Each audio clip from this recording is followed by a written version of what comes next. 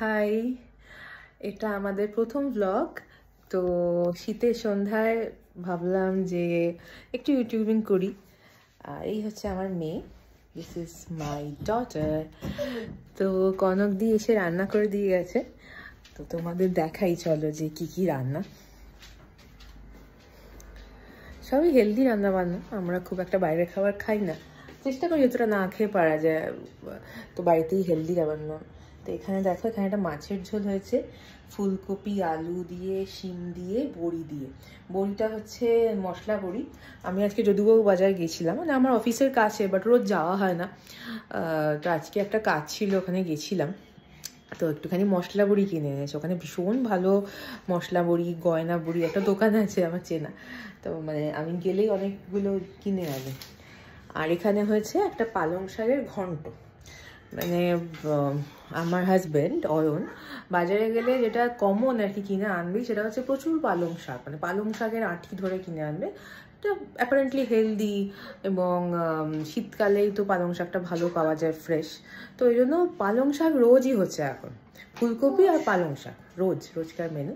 আর এখানে হচ্ছে কনকদি, আমি চালটাকে ধুয়ে জল দিয়ে যেতে বলি, কারণ এখন থেকে ভাত করে রাখলে না, ম্যাক্সিমাম টাইম ভাতই খাই আমরা, এখন থেকে ভাত করে রাখলে ওটা খুব ঠান্ডা হয়ে যায়, খেতে পারি না। বিশেষ করে অয়নও খেতে পারে না এরকম ঠান্ডা ভাত, মেয়েও খেতে পারে না। তো ওই জন্য আমি করে নিই, হয়তো একটু পরের দিকে 9:30 করে করে আমি ভাতটা করে নেব। আর রাহি চটি পরে ওঠে না। আর এই তো এখন যে সারথিদি সবসময় থাকে আমাদের বাড়িতে, সেও বাড়ি চলে গেছে, ওই 7টা করে যায়। আর কনক দিও আসে 7টা করে আসে, তো এখন ওই জাস্ট রান্না করে গেল। আর ওর বাবা গেছে হচ্ছে চেম্বারে। আজকে চেম্বারটা একটু দূরে, ওই মগরাহাটের দিকটায়। তোমরা জানো কি জানি না, মগরাহাটের নাম সবাই হয়তো জানো না, ডায়মন্ড হারবার লাইন। তো ওটা আমাদের গড়িয়া থেকে বেশ কিছুটা। তো মগরাহাটে গেছে, আসতে রাত্রি হয়, এখান থেকে আসলে গাড়ি নিয়ে গেছে। তো ওই 10টা 10:30 মতো বাজে। তো এখন আমরা হচ্ছে মানে মাম্মি অ্যান্ড ডটার টাইম, তাই তো মাম্মি অ্যান্ড ডটার টাইম। তো মেয়ে বলছে এখন একটু আইসক্রিম খাবে। শীতকালে আইসক্রিম, মানে আমরা সারা বছরই আইসক্রিম খাই, এরকম নয় যে শুধুমাত্র গরমকালে খাই। গরমকালে একটু বেশি খাই, র্যান্ডাম খাওয়া হয়, শীতকালেও খাই।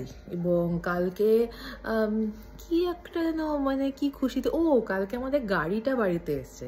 আমাদের গাড়িটা সার্ভিস সেন্টারে ছিল প্রায় 7 দিন মতো টাইম, নেই জানি না সার্ভিস সেন্টারে যখনই দেওয়া হয়, যে রিজনেই দেওয়া হোক, ওদের মানে 7-8 দিন 10 দিনটা কমন। তো এবার 7 দিন ধরে গাড়ি বাইরে রয়েছে, এবং আমাদের একটাই গাড়ি, তো প্রবলেম ফেস অতটা হচ্ছিল না। বাট হয় না একটা, যে গাড়িটা বাইরে রয়েছে এরকম। তো গাড়িটা কালকে দিয়েছে সার্ভিস সেন্টার থেকে, কালকে বিকেলে দিয়েছে। তো ওই জন্য আমি অয়নকে বললাম যে চলো একটু সেলিব্রেট করি। তো সেলিব্রেট করি বলতে কি, বাইরের খাবার তো খাই না অতটা, মানে চেষ্টা করি না খাওয়ার, একটু আইসক্রিম খাই। তো ওই জন্য আইসক্রিম কেনা হয়েছে, তোমাদের দেখাই।